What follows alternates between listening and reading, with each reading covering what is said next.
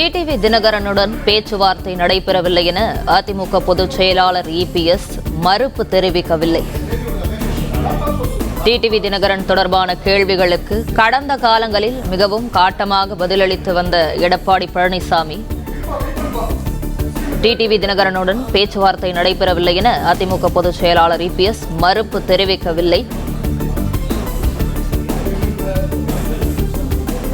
டெல்லியில் அமித்ஷாவுடனான சந்திப்பிற்கு பிந்தைய செய்தியாளர் சந்திப்பில் டிடிவி தினகரனுடன் பேச்சுவார்த்தை குறித்த தகவலை எடப்பாடி பழனிசாமி மறுக்கவில்லை.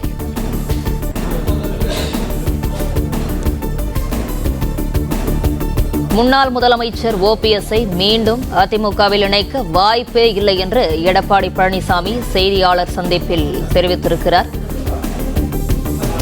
ஜெயலலிதாவின் தோழி சசிகலாவையும் மீண்டும் அதிமுகவில் இணைக்க வாய்ப்பு இல்லை என்று எடப்பாடி பழனிசாமி செய்தியாளர் சந்திப்பில் தெரிவித்திருக்கிறார்.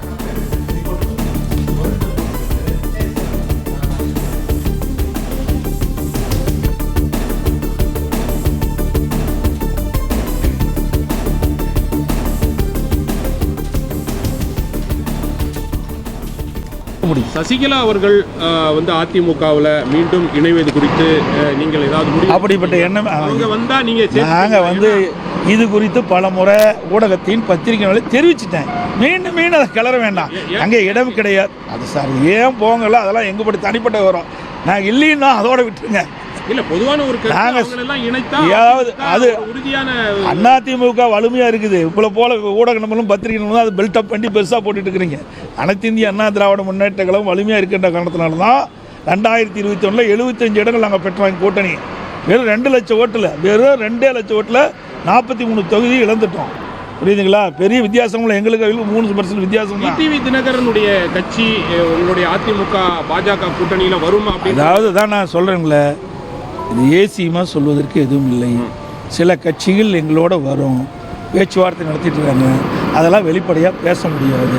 ஒவ்வொன்றாக சேருகின்ற பொழுது உங்களை எல்லாம் அழைத்து நிச்சயமாக தகவல் தெரிவிக்கப்படும். நான் இப்போ ஒன்று சேர்ந்தாங்க பாட்டாளி மக்கள் கட்சி, உடனே உங்களை எல்லாம் அழைச்சி பேட்டி கொடுத்தோம்ல. ஓபிஎஸ் சேருவதற்கு வாய்ப்பில்லை. பலமுறை சொல்லியாச்சு, பலமுறை சொல்லிட்டதை பற்றி அவர் ஏற்கனவே சொல்லிட்டார். பார்த்தீங்கன்னா எங்களுடைய முதலாக ஹோட்டல் ஐடிசி கிராண்ட் சோலா முதல்ல எங்கள் கூட்டணி பேச்சுவார்த்தை அங்கே நடந்தது. அப்போ தான் மரியாதைக்குரிய உள்துறை அமைச்சரும் நானும் இணைந்து பேட்டி கொடுத்தோம். அப்பொழுதே சொல்லிட்டார், உள்கட்சி விவகாரத்தில் தலையிட மாட்டேன்ட்டாரு. அதைப்படி தொடர்ந்து அப்படித்தான் சார். திருப்பி நீங்க கேட்ட பாருங்க, ஒரே வரி, நீங்க அதுக்கு இங்கே இடம் இல்லைன்னு ஏற்கனவே இடம் இல்லைன்னு சொல்லியாச்சு, தெளிவுபடுத்தியாச்சு. அதை மீண்டும் அரைச்சமாகவே அரைக்க வேண்டாம். இதோட 50 வரைக்கும் நான் சொல்லிட்டேன், டெல்லியிலையும் நான் சொல்லிட்டேன். நீங்கள் உங்களுக்கு விறுவிறுப்பான செய்தி வேணும், பத்திரிக்கை வேணுங்கிறதுக்காக